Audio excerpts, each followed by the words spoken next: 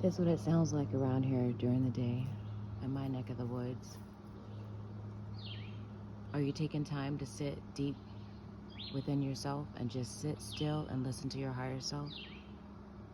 The higher self of God that's within you, that is trying to talk to you. So many of us may say that we don't hear God's voice, but are you being still enough to listen? That's the question. For God so loved the world that he gave his only begotten Son, so that whomsoever would believe in him would not perish, but would have everlasting life. The times that we're in right now is just a matter of time before there is no time. So what are you doing with your time right now? Are you involved in personal practices of seeing what everyone else is doing? If you're watching what everyone else is doing, but you're not going deep within yourself and making sure that you're okay, making sure that you deal with your own personal traumas and llamas and heartbreak, then that's a red flag within you.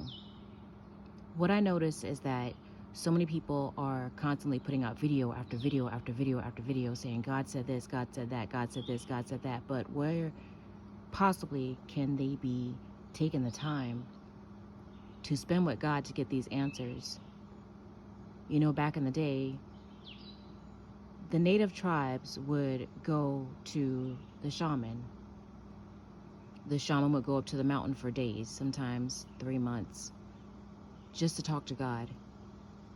And the people of the village would wait there at the bottom of the mountain until that shaman came back to give them the message. When the elder came back to give them the message, the people knew that word was from God because that elder went up to the mountain to be still, to talk to God.